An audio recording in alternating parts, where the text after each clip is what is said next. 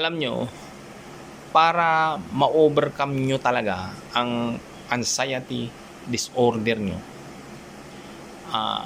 kailangan talaga na hindi nyo dapat siya kinakatakutan at hindi nyo dapat siya iniiwasan.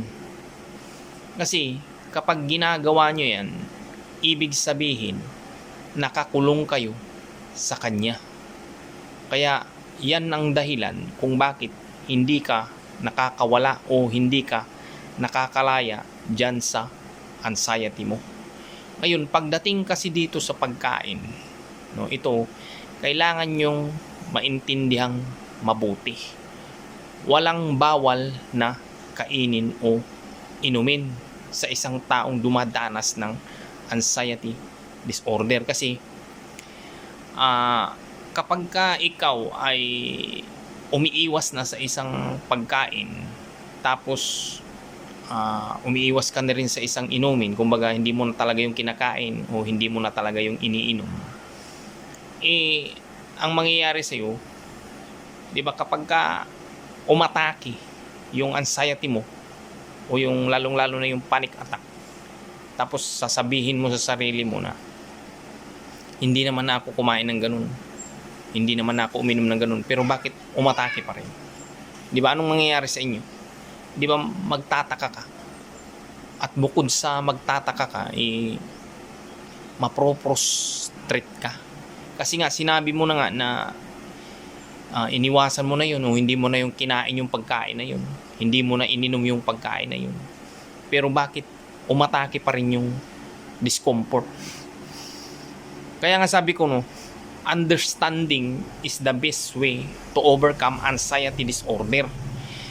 Ngayon, kahit meron ka kasing kainin o wala, iaatake at aatake talaga o mararamdaman mo talaga yung discomfort na dulot ng anxiety disorder, kasi nandito na yan sa loob mo o nandito na yan sa loob natin.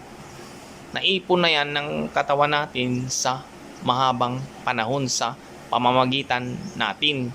Ngayon, nararanasan natin yung mga pangit na pakiramdam na yan kasi nga lumalabas yan, pinapakawalan yan ng katawan natin. Ngayon, kung hindi mo yun maiintindihan, maghahanap ka talaga ng mapagbibintangan mo. Ngayon, pagdating kasi dito sa pagkain, kung halimbawa umiiwas na kayo or hindi nyo na talaga kakainin yung pagkain na yun at yung inumin na yun hindi nyo na iinumin, ang kailangan nyo talagang gawin, no? Hindi nyo dapat yung ituro sa utak nyo na hindi nyo nakakainin yun o hindi nyo na iinumin yun para hindi na ako atakihin ng anxiety ko o yung mga sintomas niya. Yun, mali yung ganun. Kasi kapag ganun yung tinuturo mo sa utak mo, ibig sabihin talaga iniiwasan mo yung anxiety mo gamit yung pagkain. Kasi ang katotohanan lang naman talaga dito, no, takot talaga kayo. O kung hindi nyo naiintindihan, no, takot kayo na makaramdam ng takot. Doon, yun yung totoong kinakatakutan nyo, hindi yung pagkain. Kasi yung pagkain, yun lang yung ginagawa nyong dahilan o kumbaga pinagbibintangan nyo lang yun. Pero ang katotohanan talaga, takot talaga kayo makaramdam ng takot.